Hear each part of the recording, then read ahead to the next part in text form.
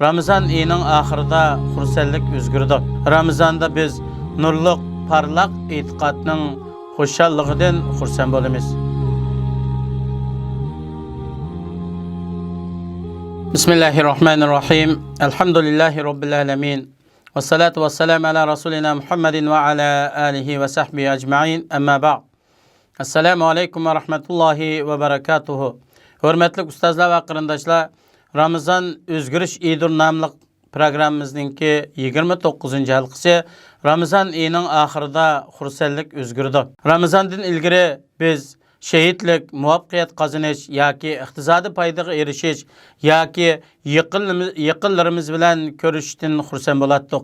Lekin Ramazanda biz nurliq, parlaq e'tiqodning xo'shalligidan xursand bo'lamiz. Bu munolardan iborat. Birinchi, Ramazan yetib keldi. Siz bundan xursand. Chunki Alloh taolo sizni Ramazan oyiga yetkazdi. Bunun bilan o'zingizni va boshqalarni tabriklang. Ramazonni go'zallik va ko'ngilli kutib olishga tayyor bo'ling. Ikkinchi, ro'za tutishning xo'shalligi va go'zalligi bilan siz bu yilni hech o'xshi bo'lmagan bir lazzat bilan o'tkazasiz. Uchinchi, muborak oyda qo'lga keltirgan Qur'on tilovati va boshqa natijalar bilan xursand bo'lasiz. Dördüncü, men ro'zador degan shuarni ustun ko'tarib, ochig'ingizni yutganda, tilingizni muhofazat qilganda va a'zolaringizni kontrol qilgan vaqtida xursand bo'lasiz. Beshinchi, biz har vaqt yaxshi ishlarni qilishga aldirganda, yaxshi ishlarni qilganda, yaxshilikni yetkazganda va yaxshilikni ro'yobga chiqarganda xursand bo'lasiz. Hamda sizni Qur'oni Karimga va uning ulug'ligiga yaqinlashtiradigan yuqori tafakkur bilan Qur'oni Karimni o'qib, xatmi qilgan vaqtida xursand bo'lasiz. Bu to'g'rida Alloh subhanahu va taolo Qur'oni Karimda shunday aytadi: "A'udzu billahi minash shaytonir rojim.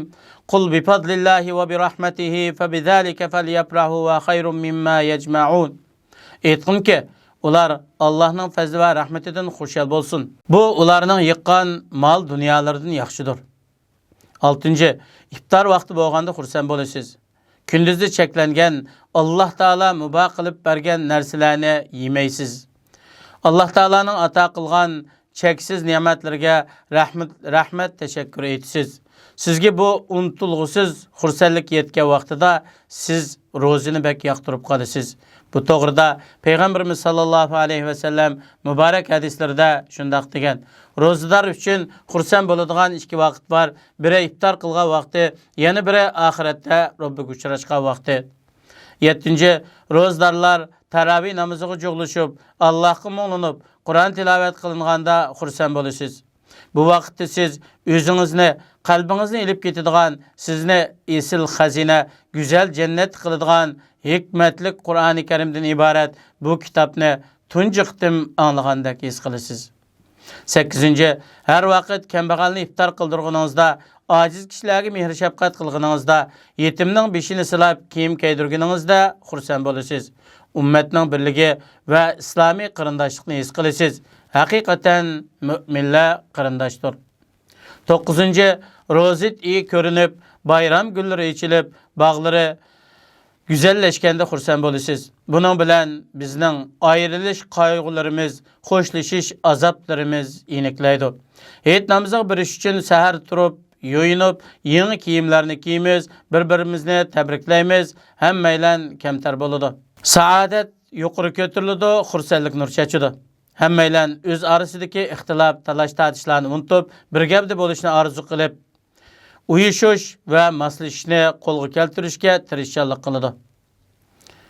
Hamkorlashuvchilar yaqin birodarlardek ko'rinadi. Ular xursand bo'lgan va bir-biriga bog'langan holatda fiqr miskinlar bilan aralashadi. To'liq xursandlik, sevgi bilan bir-biriga muloyim bo'ladi. Ulardan cho'ngchillik, takabburlik va o'zini ayrim tutishdan iborat nachar illatlarning hammasi yo'q bo'ladi.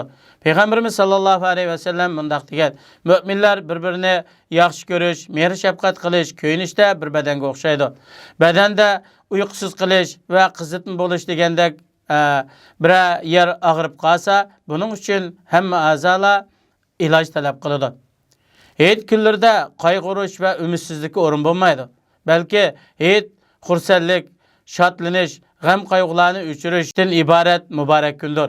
Bu kunda siz Allah subhanahu va taolo sizga qilgan iymon va Ramazonning shodligi, xursandligi va salomatlikninki o'rnida bo'ladi. Allah subhanahu va taolo sizni barliq yaxshiliklarga muvaffaq qilsin. Ey Allah, musulmonlar diyorini xursandlik cho'mdirgayla. Bizlarni eskilarning eskiligidan, nacharlarning paskashligidan saqlagayla. Kelayotgan Hayit bayramlarimizni xushal xoram o'tkazishga muyassar qilgayla. Dunyoda zulmga uchrayotgan barliq kishilarga bu Hayitni xursandlik kuni qilib bergayla. Bo'libmi bizning Sharqiy Turkistonda xo'rlanayotgan, turmalarda azob chekayotgan qarindoshlarimizga marhamat qilgayla. Ularni pat fursatda o'z diyorida xushal holatda Hayit bayramlarini qila oladigan sharoitga ega qilgayla. Va axiru davana alhamdulillahi robbil alamin va sallallohu ala sayyidina Muhammadin va ala alihi va sahbihi ajma'in. Assalomu alaykum va rahmatullohi va barakatuh.